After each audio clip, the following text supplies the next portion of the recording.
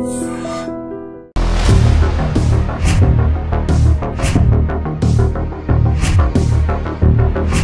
To I dream. Miss Vizag నక్షత్ర తన భర్తపై చేసిన ఆరోపణలపై సాయి వెంకటేజ అనే ఐ డ్రీమ్ కి ఎక్స్క్లూజివ్ ఇంటర్వ్యూ ఇచ్చారు. అందులో చేసిన ఆరోపణలు ఎంతవరకు వాస్తవం అనే విషయాన్ని చాలా వివరంగా చెప్పారు. తమ పరిచయం, ప్రేమ, వివాహం, ఎందుకు ఘర్షణ వచ్చింది, వివాదాల వరకు ఆయన చాలా క్లారిటీగా ఇచ్చారు. కానీ ఆమె సినీ నటి పూర్ణతో తన భర్తకు సంబంధాలు ఉన్నాయంటే ఒక ఆరోపణ చేశారు. వాటితో పాటు మరికొన్ని ఆరోపణలు చేశారు. వాటిపై వివరణ తీసుకోవడానికి ప్రస్తుతం మనతో మాట్లాడడానికి సాయి వెంకటేజ మనకు లైవ్ లో ఉన్నారు. అని అడిగి మరిన్ని విషయాలు తెలుసుకుందాం. సాయి, నమస్తే. నమస్కారం సార్. సార్, మీరు ఇచ్చిన ఇంటర్వ్యూలో చాలా క్లారిటీగా చెప్పారు. అందులో కొంతమంది మీరు చేసిన అన్నిటి కూడా కొంతమంది నమ్ముతున్నారు, మరి కొంతమంది నమ్మడం లేదు.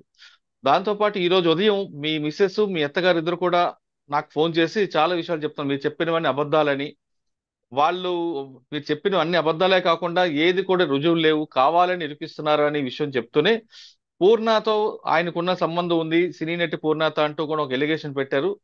అది కాకుండా ఎప్పుడు మీ పాపను చూడలేదని, ఆమెను ఎప్పుడు హింసిస్తున్నారని, తర్వాత ఎక్కడికైనా వెళ్తే అనుమానం పడుతున్నారని, ఇవన్నీ కూడా ఆరోపణలు చేశారు. మీరేమంటారండి? అంటే సినీ నటి అంటే ఇప్పుడు పూర్ణ అంటే గారు సినీ నటి పూర్ణ గారితో అనేది నాతో కాదు కానీ బయట అన్నట్లుగా ఒక ఆరోపణ వచ్చింది. అంటే పూర్ణ గారితో నేను ఒక సినిమా యాక్ట్ చేశానండి రీసెంట్ గా, ఓకే, ఓకే. ఒక 2 years బ్యాక్ పూర్ణ గారితో ఒక సినిమా యాక్ట్ చేశాను. జనరల్ గా ఆ సినిమాకి ఏ ఫంక్షన్స్ కానీ ఎన్ని చూసినా నాకు జనరల్ గా పూర్ణ గారిని మేడం అని పిలవడం అలవాటు. ఓకే. సాక్షాత్తు ప్రీ రిలీజ్ ఈవెంట్ లో dynamic lady police officer DSP Sarita garu, she team incharge DSP Sarita గారే ఉమెన్ కి తేజ ఇచ్చే రెస్పెక్ట్ చూస్తే ముచ్చటేస్తుంది, తేజ ఎంతో మర్యాదిస్తాడు ఉమెన్ కి అని సాక్షాత్తు ప్రీ రిలీజ్ ఈవెంట్ లో ఆవిడ, తర్వాత పూర్ణ గారు కూడా such great person, co actress ని పేరు పెట్టి పిలిచే అవకాశం ఉన్నా కూడా మేడం గారు, పూర్ణాజీ అనే పిలుస్తారు. నాది ఈ సినిమాయే కాదు, నాది ఏ సినిమా వచ్చినా కూడా ఒక విషెస్ పెట్టేటప్పుడు మేడం గారు అని పెడతాడు, చాలా గౌరవంగా ట్రీట్ చేస్తారు అని వాళ్ళు చెప్పడం అండి. అంతేకాదు, నేను నేవీ నుంచి వచ్చానండి. నేవీ అంటే మేము సీనియర్స్ కి జూనియర్స్ చాలా విపరీతంగా రెస్పెక్ట్ ఇస్తారు. మేము అదే నేర్చుకున్నాం. లాస్ట్ 7 years గా నేను నేవీలో వర్క్ చేస్తున్నాను. నేను సినిమా ఇండస్ట్రీలో కూడా నేను అదే ఫాలో అవుతాను. ఆవిడ నాకన్నా సీనియర్, కొన్ని వందలాది సినిమాలు, 10కి మించిన భాషలు చేసిన యాక్ట్రెస్. ఆవిడ పక్కన యాక్ట్ చేయటమే చాలా అదృష్టం. ఆవిడని నేను ఒక సీనియర్ లాగే ఎప్పుడూ గౌరవించాను తప్ప మీడియా దగ్గర అటెన్షన్ కోసమో లేకపోతే జనాలు ఆ వీడియోని చూడాలనో అనవసరంగా సెలబ్రిటీల పేర్లు తీయడం అనే ఇదే తప్ప, ఇది కంప్లీట్ గా చాలా అసలు ఆలోచించాల్సిన అవసరం లేని ఫేక్, చాలా చెత్త దిగజారుడు ఆరోపణలండి. Okay, right. ఆమె టాపిక్ పక్కన పెడితే మీరు చెప్పిన నిన్న విషయాలు ఆమె చాలా ఖండిస్తున్నారు. మీ వైఫ్ ఆమె చెప్తున్నట్లుగా పాపను ఎప్పుడు సరిగ్గా చూడలేదని, తర్వాత ఎప్పుడు మీరు హింసిస్తున్నారని, పెళ్ళైన కొత్తల్లో కూడా మీరు ఆమెని చాలా అసభ్యంగా ప్రవర్తించారని, ఏమైనా మీ అత్తగారు కానీ అడ్డుపడితే అది మేము ఇద్దరు భార్యాభర్తలం కాబట్టి ఏదో సరసాలు ఆడుకుంటాం అంటూ తప్పించుకున్నారని చాలా విషయాలు చెప్పుకుంటూ వచ్చారు. మీరు అసలు ఆమెను ఎప్పుడు హింసిస్తున్నారని అంటూ ఆవిడ చెప్తున్నారు. సరే, బాగుంది సార్, మీరు అడిగింది నాకు చాలా నచ్చింది సార్. అయితే దీనికి సమాధానం చెప్పే ముందు ఇందులో ఒక చిన్న పాయింట్ నాకు పట్టుకున్నాను సార్. మేమిద్దరం సరసాలు ఆడుకుంటున్నాము, ఆవిడ అడ్డొస్తుంది అన్నది క్లియర్ గా ఏదో ఒక మాట. ఇందులో మా ఇంట్లో ఆవిడ ఎందుకు ఉంటుంది సార్? అసలు మేము వేరే ఫస్ట్ నుంచి అన్ని వీడియోల్లో చెప్తుంది ఏంటంటే, పెళ్లి అయిన తర్వాత మేము మా తల్లిదండ్రుల దగ్గర కానీ వాళ్ళ తల్లిదండ్రుల దగ్గర కానీ లేవు. మేము వేరే కాపురంలోనే ఉన్నాం. కలిసి ఉన్నంత కాలం వేరే ఇల్లు, వేరే సంసారం, వేరే వంటలు, వేరే కాపురం. మరి నువ్వెందుకు అస్తమానం మా ఇంట్లో ఉంటున్నావు? మా ప్రైవసీ, మేము విడిపోవడానికి ఈవిడే కారణం అని ఈ చిన్న విషయమే జనాలకు అర్థమయ్యేలా చేస్తుంది. అంటే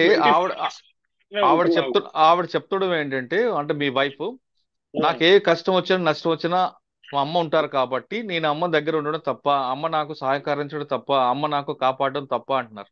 సార్, నేను ఒకటే చెప్తున్నాను. ఇప్పుడు నాకు కష్టం వచ్చింది అందుకే మా అమ్మ వచ్చింది అంటే, 5 ఏళ్ళు మనం ఏం కష్టాలు లేకుండా బాగానే కలిసి ఉన్నాం కదా.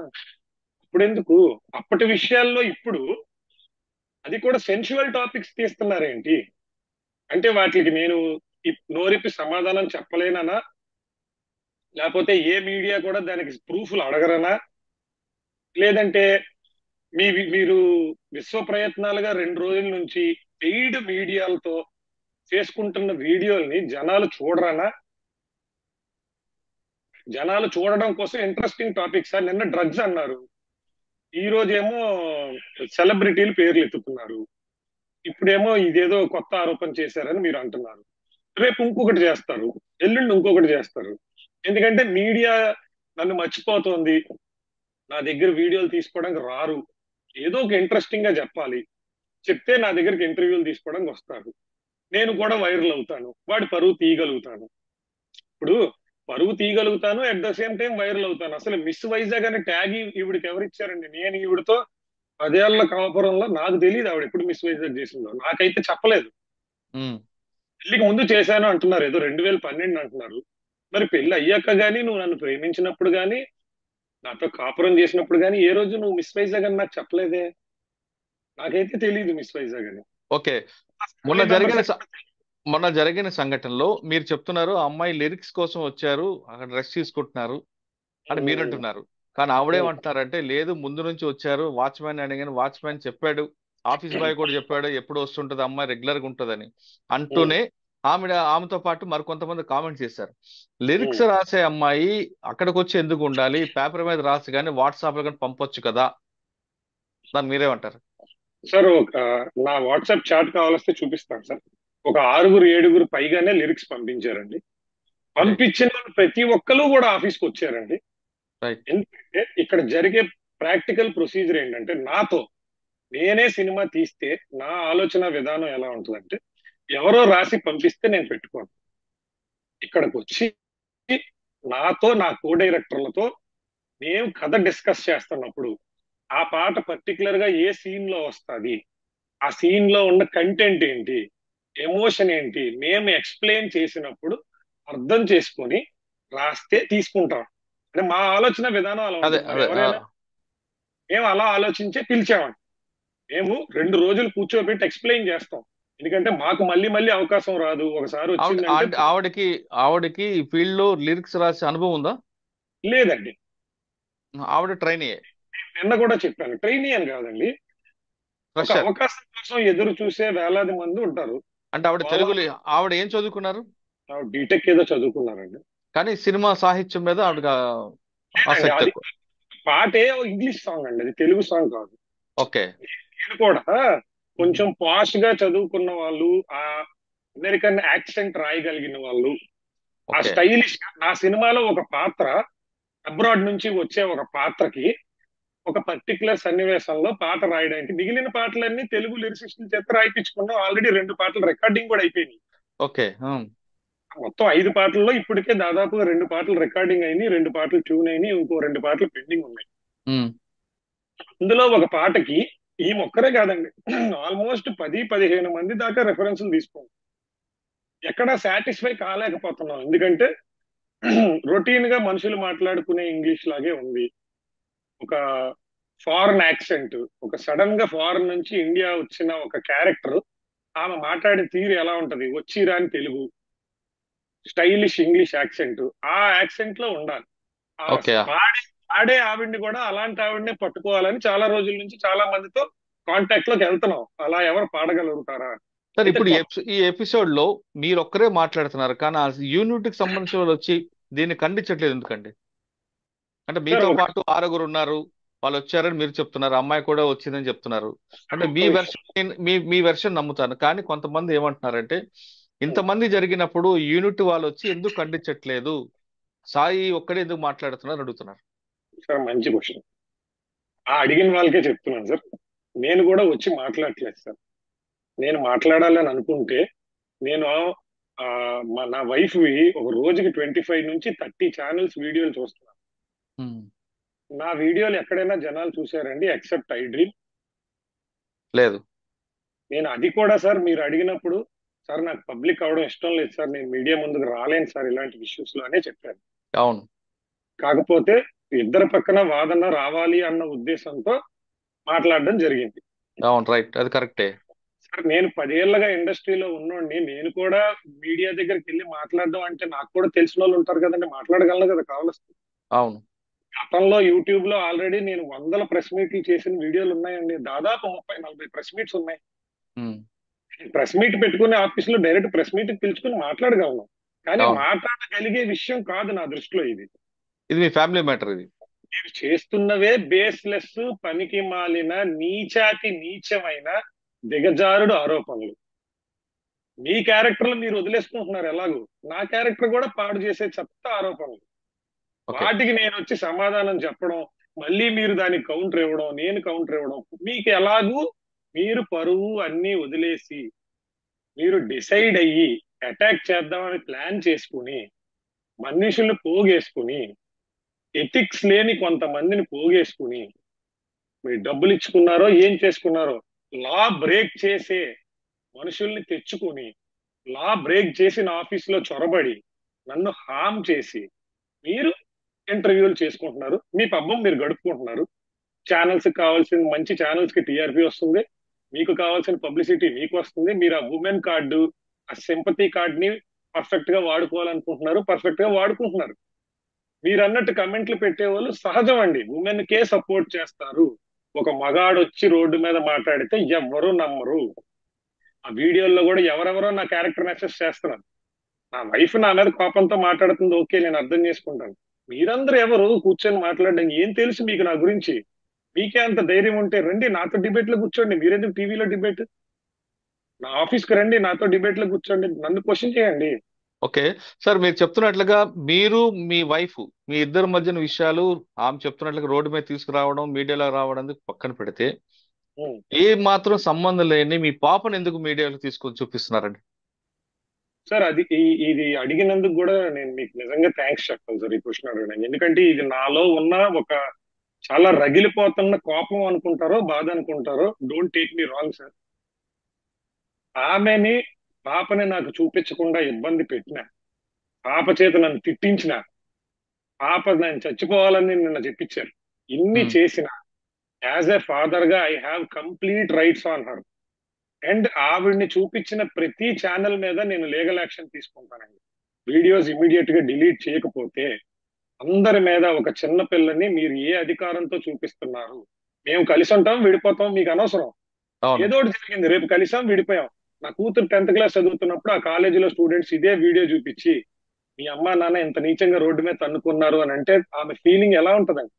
తోటి స్నేహితుల దగ్గర, తోటి కొలీగ్స్ దగ్గర చిన్నపిల్ల జీవితంతో ఆడుకుంటున్నారు, టీఆర్పీల కోసం. తప్పు కదా. ఒక్క తంబనేల్ కోసం ఫోటో వేస్తున్నారు, పాప ఏడవకుండా ఏడుస్తున్నట్టు వేసి, నాన్న ఎక్కడ, ఏంటి సినిమాలు అనుకుంటున్నారా? సినిమాలు మేము చేసామండి, సినిమాలు చేసేది జనాలను ఎంటర్టైన్ చేయడానికి, జనాలతో ఆడుకోవడానికి కాదు. తప్పుడు, ఎథిక్లెస్, ఎథిక్లెస్, అంతా ఎథిక్లెస్. నేను అందుకే మాట్లాడడానికి ఇష్టపడలేదు సార్, ఎందుకంటే నేను ఇలా మాట్లాడుతూ పోతే ఇప్పుడు ఆ మీడియా ఛానల్స్ అన్ని నా మీద తిరగబడతాయి. వాళ్ళ శక్తి ముందు నేను తట్టుకోలేను. నేను ఏదో చిన్నోడిని, చిన్న చితకగా ఏదో సినిమా చేసుకుందామని ప్రయత్నంకి వచ్చాము. అది సక్సెస్ఫుల్ గా చేయగలమా లేదా కూడా మరో సంవత్సరం వరకు తెలియదు. రిలీజ్ అయ్యేంత వరకు ఎన్నో సినిమాలు వస్తూ ఉంటాయి, పోతూ ఉంటాయి. ఓకే. సార్, ఇంకొక విషయం. నిన్న జరిగిన ఘటనపై మీరు లీగల్ గా ప్రొసీడ్ అవుతారా, లేదు ఈ ఇష్యూని క్లోజ్ చేద్దాం అనుకుంటున్నారా? 100% లీగల్ గా ప్రొసీడ్ అవ్వడానికి ఎన్ని రకమైన అవకాశాలు, ఆస్కారాలు విత్ ఇన్ మై కెపాసిటీ ఉంటే అవన్నీ కూడా ప్రొసీడ్ అవ్వడం జరుగుతుంది. ఓకే. ఎందుకంటే చెప్పండి. ఎందుకంటే ఉమ్, ఇప్పుడు మీరే చాలా మీడియాస్ లో చాలా మంది యాంకర్స్ కూడా మాట్లాడకపోతే తప్పని నిర్ధారిస్తారంట. సైలెంట్ గా ఉంటే తప్పని నిర్ధారించేసుకుంటారంట ఆల్రెడీ. ఉమ్, అంటే అతను ఒక ఇంట్రోవర్ట్, అతను బయటకు వచ్చి మాట్లాడగలడు మంచి మాటలు. ఉమ్, ఏంటి ఇక, ఇప్పుడు నిన్నొచ్చి కీ అని తిట్టారు, దానికి నీ సమాధానం ఏంటి? నిన్నొచ్చి చంపదెబ్బ కొట్టారు, దానికి నీ సమాధానం ఏంటి? నువ్వెందుకు తిరిగి కొట్టలేదు, దానికి నీ సమాధానం ఏంటి? ఉమ్. బాబు, వీఆర్ లా అబైడింగ్ సిటిజన్స్ అమ్మా, మేము అందుకే కొట్టలేదు, మేము అందుకే నోరు మూసుకుని కూర్చున్నాం, బూతులు తిడుతున్నా. నా నా ప్రమేయం లేకుండా నా ఆఫీస్ లో చొరబడినా నోరు మూసుకుని కూర్చున్న రీజన్ ఏంటంటే మేము లా బ్రేక్ చెయ్యం, అలాగని సైలెంట్ గా ఉన్నోళ్ళం కాదు, ఖచ్చితంగా యాక్షన్ తీసుకుంటాం. లాలో ఏ వెసులుబాటు ఉందో దాంతో. నాకు ఎవరి మీద కేసు పెట్టే అర్హత ఉందో నిన్న ఇన్సిడెంట్ లో ప్రతి మనిషి మీద పెడతాను. ఇట్స్ నాట్ మై వైఫ్, నేను ఒకటే చెప్తున్నాను. ఆ తలుపు దాటి లోపలికి వితౌట్ మై పర్మిషన్ లేదా వితౌట్ ప్రాపర్ పోలీసులు ఇచ్చిన నోటీసో పర్మిషనో ఏదో ఒకటి లేకుండా నా మీద తప్పుడు ప్రచారం, ఇప్పుడు ఎవిడెన్స్ అంటున్నారు, ఇందాక లేదు అన్నారు మీరు, నేను మీతో మాట్లాడినవన్నీ ఎవిడెన్స్ లేదు అని వాళ్ళు అంటున్నారని. ప్రతి దానికి ఎవిడెన్స్ ఉంది. Everything will be submitted in the court of law, but not in the medias. Right. మీడియాలో మీడియా కూడా అవసరం లేదు, మీరు పోలీస్ స్టేషన్ కి ఇస్తే సార్ చాలు. నా నేను నా పిల్లం నా కూతురు ప్రేమగా ఉన్న ఫోటోలు నేను మీడియా కిందకి ఇస్తానండి? అవును. మీడియాలో ఎందుకు పెడతాను? అవి నా ఫ్యామిలీ మ్యాటర్స్, నా పర్సనల్ ఫ్యామిలీ మ్యాటర్స్. ఆ ఫొటోస్ మీ అత్తగారు ఇచ్చారు కదా మీడియాకి. వాళ్ళు ఇచ్చినవి వాళ్ళకి అనుకూలంగా ఉంది. ఇప్పుడు పాపని చూడలేదు అన్న పాయింట్ మీద చెప్తున్నాను. ఈ 4 ఏళ్లలో నేను ఎన్నిసార్లు మధ్య మధ్యలో స్కూల్కి వెళ్ళి పాపని కలిశాను.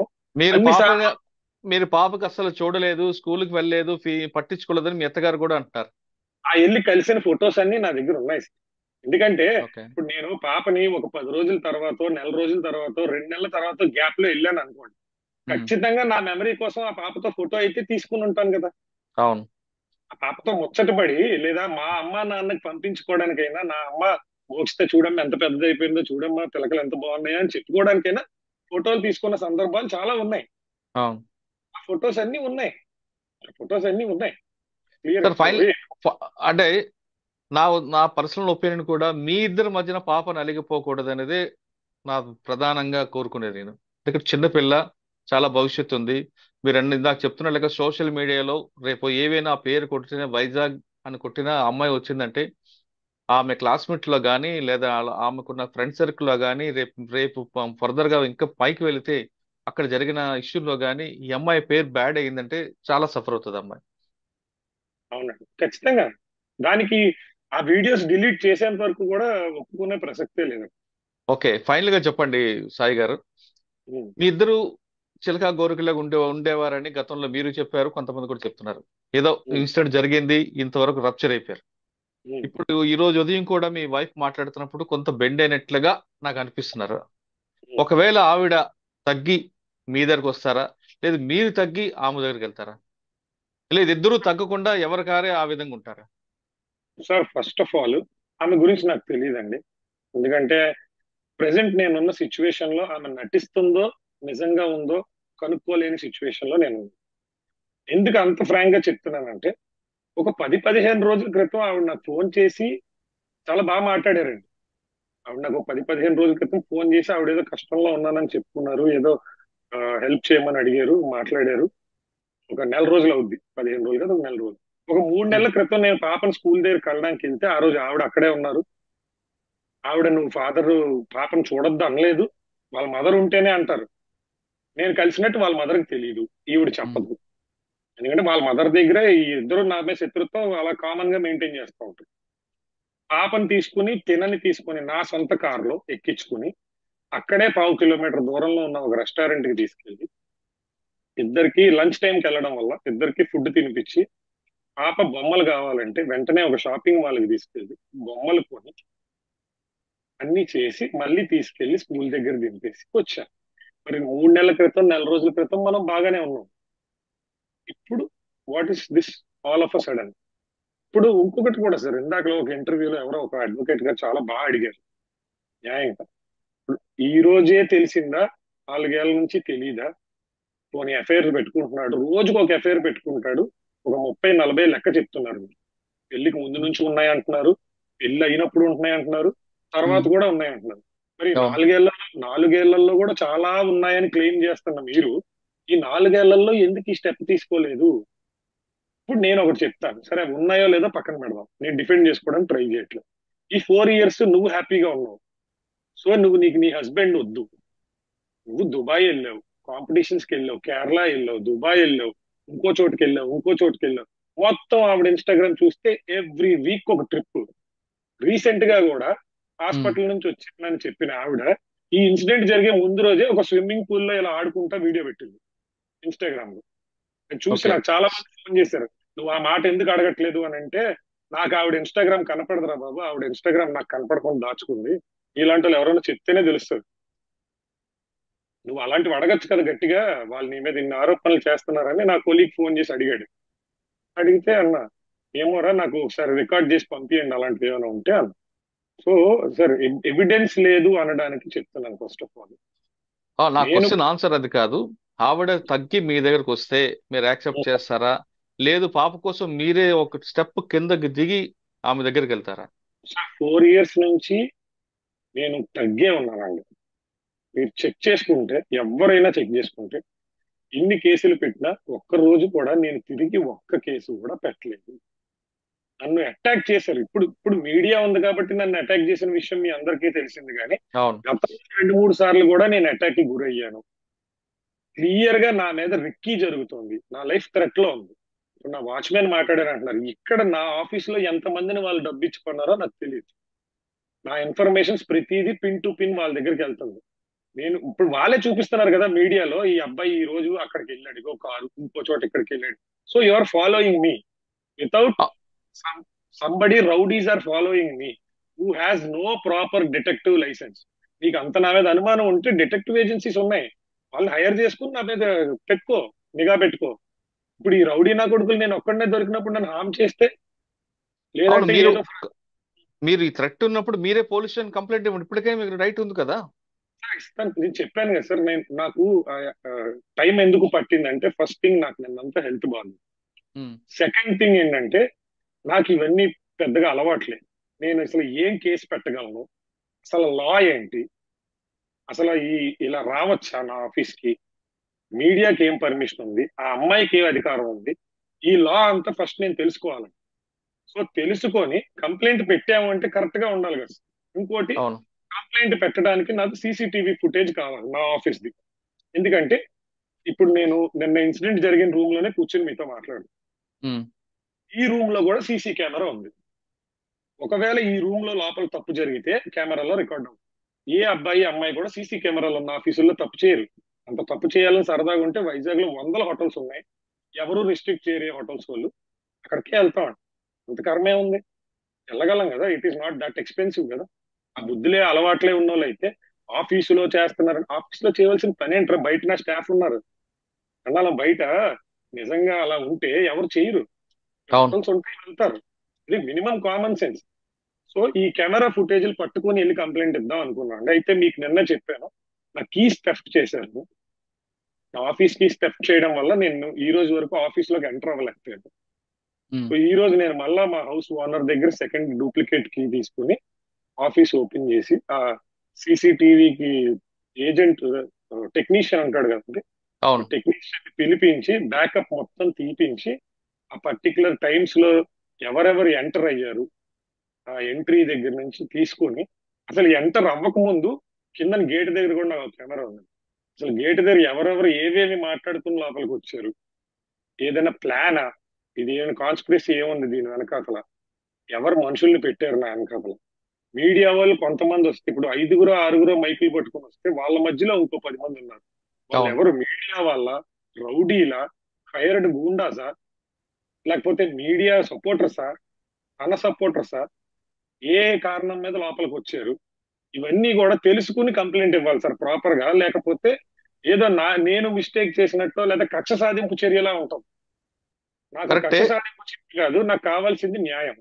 అదే మీరు ఎవిడెన్స్ గ్యాదర్ చేసి తర్వాత కంప్లైంట్ ఇస్తాం అంటున్నారు. కానీ మీ వైఫ్ ఇంకో అమ్మాయిని చెప్పుతో కొట్టడం అనేది చాలా బాధాకర విషయం. ఆమె తప్పు చేసిందా లేదా అని డిసైడ్ చేయడానికి ఆమె కాదు. 100%.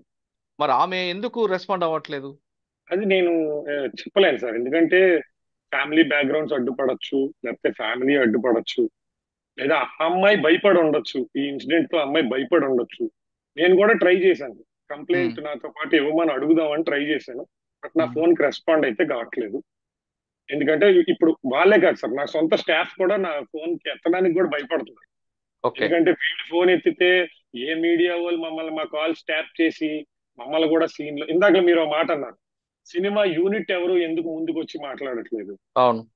ఈ సినిమాకి నేనే హీరోని, నేనే director, I'm captain of this film. నా ఓకే. దగ్గర పనిచేసే వాళ్ళు నిన్న ఇన్సిడెంట్ కే భయపడ్డారు. నిన్న ఇన్సిడెంట్ కే చాలా మంది భయపడ్డారు. ధైర్యంగా ఉన్న ఒకలో ఇద్దరు, నా డ్రైవరు, నా ఆఫీస్ బాయ్ నిన్న ఇంటర్వ్యూలు అక్కడే మాట్లాడారు. ఈ ప్రెస్ అవును. వాళ్ళే ఇంటర్వ్యూస్ చేశారు, మాట్లాడారు. ఉమ్, ఉమ్, జనరల్ గా సినిమా వాళ్ళు ఎవరు కూడా టెక్నికల్ గా ఎదగాలనుకునే ఎవరు కూడా ఇలాంటి చెత్తలోకి వచ్చి అడుగు పెట్టరు. ఎందుకంటే మేము కరెక్ట్. మేము మేము అందరిలాగా శాలరీ మీదో డబ్బు మీదో బతకం. మేము బతికేదే ఫేస్ వాల్యూ మీద. అవును, సినిమా వాళ్ళు బతికేదే ఫేస్ వాల్యూ మీద. ఆ ఫేస్ వాల్యూ పాడు చేసుకుంటే మేము మా చేతిలో ఉన్న ఫుడ్ లాక్కున్నోళ్ళే నన్ను అందరూ. నిన్న అవును, వచ్చిన అవును. వాళ్ళందరూ నిన్న వచ్చిన వాళ్ళందరూ నా చేతిలో ఫుడ్ లాక్కున్నోళ్ళు. అది డెఫినెట్ గా కరెక్ట్. నిజ నిజాలు తెలుసుకోకుండా చేసే ప్రతి దానికి కూడా నేను ఏమి చేయలేకపోవచ్చు. పెద్ద పెద్ద మీడియా సంస్థలు వాళ్ళు నేనేం చేయలేకపోవచ్చు. వాళ్ళకి పలుకుబడి ఉండొచ్చు, ఏదైనా ఉండొచ్చు. కానీ God will punish them one day definitely. అది నేను ఓకే. చెప్పగలను. ఓకే, రైట్ అండి. మొత్తం మీద తీసుకుంటే సాయి చెప్తున్నట్లుగా నిన్న జరిగిన ఘటనపై నేను కామ్గా ఉండను. నేను కామ్గా ఉన్నానంటే నా అలసత్వం కాదు, నా అమాయకత్వం కాదు, ఖచ్చితంగా లీగల్ గా ప్రొసీడ్ అవుతానంటూ చాలా స్పష్టంగా చెప్తున్నారు. ఏదేమైనా సరే ఇష్యూ అనేది ఇప్పటికైనా ఒక కొలిక్కి వస్తే వాళ్ళిద్దరూ కలిసి ఉండి ఆ పాప ఎప్పుడు సాయి కూతురు నక్షత్రకి ఇద్దరికి సంబంధించిన పుట్టిన పాప ఇద్దరి మధ్యన చక్కగా నవ్వుతూ తిరిగితే ఆ సన్నివేశం చూడాలని ప్రతి ఒక్కరు కోరుకుందాం. సాయి, నమస్తే, థ్యాంక్ యూ.